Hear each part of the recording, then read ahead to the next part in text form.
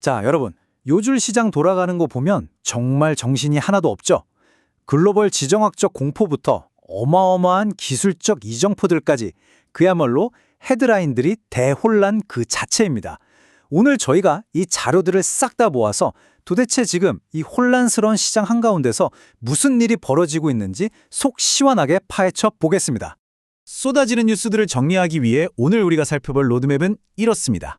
글로벌 지정학 이슈부터 시작해서 주요 실적 업데이트, 코스피 7800 돌파 현상, 그리고 정말 미스테리한 반도체 매도세와 마지막 AI GPU 슈퍼사이클까지 쭉 이어서 가보겠습니다. 그럼 첫 번째로 글로벌 지정학과 거시경제 변화부터 짚고 넘어가 보죠. 지금 거시경제를 짓누르는 뉴스들이 꽤 무겁습니다.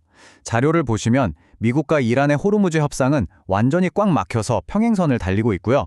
일각에서는 3차 세계대전을 경고하는 목소리까지 나오면서 투자자들의 불안감을 확 키우고 있죠. 거기다 트럼프 전 대통령의 연설, 코앞으로 다가온 3년물 국채 경매, 그리고 일론 머스크가 트럼프와 함께 중국을 방문한다는 소식까지 정말 하나하나가 글로벌 시장을 뒤흔들 만한 굵직한 정치, 외교적 이슈들입니다. 우리는 특정 입장에 치우치기보다 이 현상 자체가 시장에 주는 무게감에 집중해 볼 필요가 있습니다. 근데 여기서부터가 진짜 재미있습니다. 시장이 말 그대로 팽팽한 줄다리기를 하고 있거든요. 한쪽에서는 방금 말씀드린 국채 경매나 중동 이슈 같은 거시적 악재들이 시장을 밑으로 꾹꾹 눌러대고 있는데, 반대쪽에서는 루멘텀의 나스닥 100 편입이나 CEG의 긍정적인 실적 발표 같은 강력한 기술주 호재들이 시장을 위로 맹렬하게 당기고 있는 겁니다. 자, 그러면 시장을 이렇게 위로 끌어올리는 기술주 호재들이 도대체 뭔지 두 번째 섹션에서 조금 더 자세히 들여다볼까요? 이 표를 한번 보시죠. 밖에서는 온갖 위기설이 맴도는데 개별 기업들은 완전히 딴 세상입니다. 광통신 부품 기업 루멘텀이 나스닥 100에 들어갔고요. 가상화폐 관련 서클이나 원전 기업 CEG도 아주 의미 있는 실적을 발표했습니다. 근데 여기서 우리가 진짜 주목해야 할 건 바로 마이크론입니다. 주가가 무려 6%나 훌쩍 뛰었거든요. 거대한 악재의 찬바람을 뚫고 나가는 기술주 내부의 폭발적인 에너지가 바로 여기서 증명되는 겁니다. 세 번째 주제입니다. 이런 거시적 악재와 미시적 호재가 쾅 부딪히는 혼란 속에서 과연 국내 지수와 우리 투자자들의 심리에는 어떤 일이 벌어졌을까요? 네, 바로 7,800입니다. 국내 코스피 지수가 7,800을 뚫고 올라가는 경이로운 일이 발생했습니다. 진짜 엄청난 숫자죠? 이 압도적인 숫자가 시장 전체에 환희를 가져다 주기도 했지만 솔직히 개인 투자자들 입장에서는 나만 이 상승장에서 소외된 거 아니야? 하는 지독한 포모 현상과 박탈감을 불러일으키고 있기도 합니다. 근데 여기서 정말 흥미로운 사실이 하나 있습니다. 이렇게 어지러운 위기 속에서도 이 야생마 같은 시장의 랠리를 멱살 잡고 끌어올리는 주역이 바로 개인 투자자들이라는 겁니다. 이 거대한 줄다리기판에서 개인들이 아주 강력하게 위쪽으로 줄을 당기며 상승을 주도하고 있는 셈이죠. 자, 이쯤에서 오늘 분석의 가장 핵심적이고 뼈아픈 미스터리가 등장합니다. 다들 AI가 의심할 여지 없는 확실한 미래라고 하잖아요? 그런데 도대체 왜 외국인 투자자들은 한국을 대표하는 삼성전자와 SK하이닉스 주식을 무려 14조 원어치나 내다 팔았을까요? 정말 날카로운 모순이죠. 이 거대한 모순의 실타래를 풀기 위해 네 번째 섹션에서 한국 반도체 시장의 기이한 현상에 돋보기를 한번 들이대보겠습니다. 14조 원입니다, 여러분. 그것도 단 3일 만에 벌어진 일입니다. 외국인들이 삼성전자와 SK하이닉스 주식을 말 그대로 시장에 집어 던졌습니다.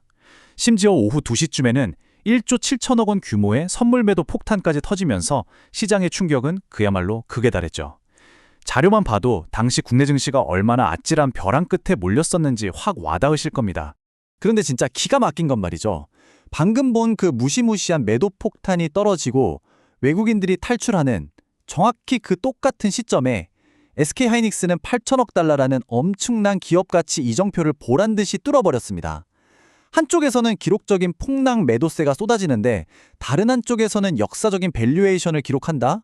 이 극단적인 온도차, 정말 시각적인 채찍질을 당하는 기분이지 않습니까? 지표들이 이렇게 폭력적일 정도로 극단적으로 충돌하다 보니 우리는 당연히 이런 질문을 던질 수밖에 없습니다. 우리가 그렇게 굳게 믿었던 반도체의 장기 호황 스토리가 거대 자본이 빠져나가면서 진짜로 끝이 난 걸까? 이 거대한 매도세가 칩 붐의 붕괴를 알리는 진짜 신호인지 확인해 봐야 합니다. 그 미스터리에 대한 해답은 바로 마지막 5번째 섹션 AI GPU 슈퍼사이클에 숨어 있습니다. 피지컬 AI 시대의 현실을 들여다보시죠. 이 차트를 한번 보실까요? 현재 반도체 산업이 직면할 수 있는 최악의 시나리오를 보여주고 있습니다. AI 수요가 폭발한다고 난리인데 정작 전 세계 데이터 센터의 60%가 전력 부족이나 부지 문제 때문에 착공조차 못하는 무서운 병목 현상에 갇혀 있습니다. 오직 40%만 정상적으로 돌아가거나 지어지고 있죠. 딱 들으면 AI 인프라 확장이 막혀버린 거 아니야? 하고 철렁하실 수 있습니다. 하지만 수많은 분석가들이 강조하는 핵심 포인트는 완전히 다릅니다. 이 최악의 병목 현상에도 불구하고 삼성전자와 SK하이닉스를 꽉 쥐고 있는 게 정답이라고 단호하게 말하죠. 왜냐고요? 우리는 이제 막 눈에 보이고 만져지는 거대한 인프라가 필수적인 피지컬 AI 시대의 초입에 서 있기 때문입니다. 눈앞에 인프라 구축이 조금 지연된다고 해도 앞으로 터져나올 어마어마한 GPU 물리적 수요의 성장은 이미 완벽하게 담보되어 있다는 뜻입니다. 지금의 AI 혁명은 투자 시장에서 확실한 승자와 패자를 가르는 양극단의 바벨 전략을 강제하고 있습니다. 그리고 그 중심에는 과거엔 상상도 못했던 수준의 엄청난 GPU 수요가 버티고 있죠. 여기서 가장 중요한 건 엔비디아, 인텔, 퀄컴, 델 같은 글로벌 빅테크 기업들이 이 전쟁에서 살아남으려면 무조건 그야말로 절대적으로 한국의 메모리 반도체에 의존할 수밖에 없는 구조라는 점입니다. 단기적으로 외국인이 14조 원을 던졌든 어쨌든 간에 이 끈끈하게 엮인 글로벌 공급망 사슬은 한국 반도체의 본질적인 가치를 끄덕없이 지켜주고 있는 겁니다. 자, 이제 오늘 준비한 분석의 종착지에 다다랐습니다. 스스로에게 한번 깊이 질문해 보시길 바랍니다.